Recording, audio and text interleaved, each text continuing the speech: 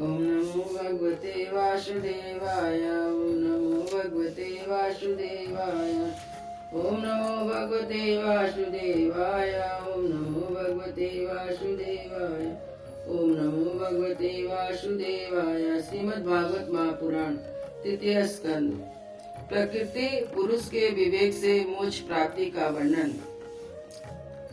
श्री भगवान कपिल देव जी कहते हैं माता देवती जी से, माता जी, जिस प्रकार जल में प्रतिबिंब सूर्य के साथ जल के शीतलता, चंचलता आदि गुणों का संबंध नहीं रहता, उसी प्रकार प्रकृति के कार्य शरीर में स्थित रहने पर भी आत्मा वास्तव में उसके सुख दुख आदि धर्मों से लिप्त नहीं होता, क्योंकि वह स्वभाव से ही निर्विकार, अकर्ता, निर्गुण है। किंतु जब वह प्रकृति गुणों से अपना संबंध स्थापित कर लेता है, तब अहंकार से मोहित होकर मैं करता हूँ ऐसा मानने लगता है। उस अभिमान के कारण देह के संसर्ग किए हुए पुण्य पाप रूपी कर्मों के दोष से अपनी स्वाधीनता और शांति खो बैठता है। उत्तम मध्यम नीच योनियों में उत्पन्न होकर संसार चक्र में घूमता रहता है, और जिस प्रकार स्वप्न में भय दोष आदि का कोई कारण न होने पर भी स्वप्न के पदार्थों में आस्था हो जाने के कारण दुख उठाना पड़ता है, उसी प्रकार भय शोक अहम मम एवं जन्म मरण आदि संसार की कोई भी सत्ता न होने पर भी अविद्यावश विषयों का चिंतन करते रहने से जीव का संसार चक्र कभी निवृत्त नहीं होता। इसलिए बुद्धिमान मनुष्य को उचित है कि असन्मार्ग विषय चिंतन में फंसे हुए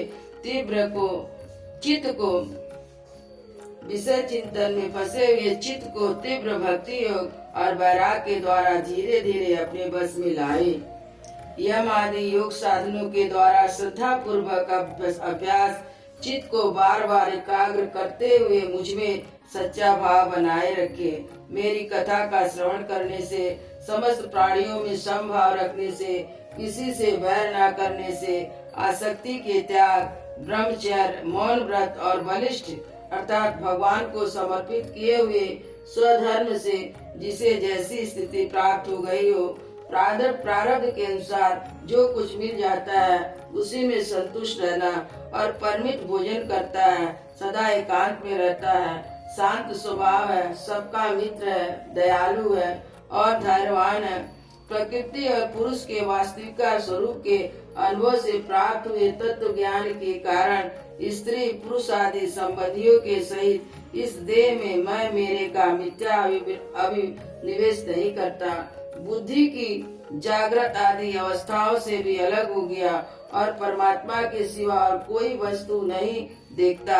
वह आत्मदर्शी मुनि नेत्रों से सूर्य को देखने की भांति अपने शुद्ध अंतःकरण द्वारा परमात्मा का साक्षात्कार कर उसे अद्वितीय ब्रह्म पद को प्राप्त हो जाता है। जो देह आदि संपूर्ण बात उपाधि से पृथक अहंकार आदि मिथ्या वस्तुओं में सत्य रूप वासने वाला जगत कारण भूत प्रकृति का अधिष्ठान महत आदि कार्य वर्ग का प्रकाशक और कार्य कारण रूप संपूर्ण पदार्थों में व्याप्त है। जिस प्रकार जल में पड़ा हुआ सूर्य का प्रतिबिंब दीवार पर पड़े हुए अपने आभास के संबंध से देखा जाता है और जल में दिखने वाले प्रतिबिंब से आकाश स्थित सूर्य का ज्ञान होता है, उसी प्रकार वैकारिक आदि भेद से तीन प्रकार अहंकार, देह, इंद्रियां और मन में स्थित अपने प्रतिबिंबों से लक्षित होता है। फिर सत परमात्मा के प्रतिबिंब उस अहंकार के द्वारा सत्य ज्ञान स्वरूप परमात्मा का दर्शन होता है,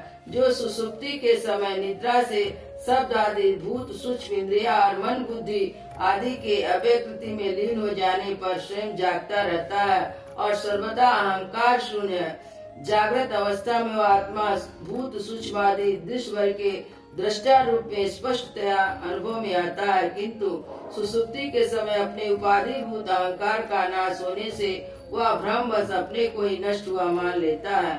और जिस प्रकार का धन का नाश हो जाने पर मनुष्य अपने को भी नष्ट हुआ मानकर अत्यंत व्याकुल हो जाता है, उसी प्रकार वह भी अत्यंत विवश होकर नष्टवत हो जाता है। माता जी, इस प्रकार बातों का मनन करके विवेकी पुरुष अपने आत्मा का अनुभव कर लेता है तो अहंकार के सहित संपूर्ण तत्वों का अधिष्ठान और प्रकाशक है। देवती ने पूछा, प्रभु पुरुष और प्रकृति दोनों ही नित्य एक दूसरे के आश्रय से रहने वाले हैं, इसलिए प्रकृति तो पुरुष को कभी छोड़ ही नहीं सकती। ब्रह्मन, जिस प्रकार गंध और पृथ्वी, रस और जल की पृथक पृथक स्थिति नहीं हो सकती, उसी प्रकार पुरुष और प्रकृति की भी एक दूसरे को छोड़ नहीं सकते। अतः जिनके आश्रय से कर्ता पुरुष को यह संबंध प्राप्त हुआ है, उस प्रकृति के गुणों के रहते हुए उसे केवल पद कैसे प्राप्त होगा? यदि तत्वों का विचार करने से कभी यह संसार बंधन का तीव्र भय निवृत्त हो गई जाए, तो भी उसके निमित्त भूत प्राकृतिक गुणों का भाव न होने से वह भय फिर उपस्थित हो जा सकता है।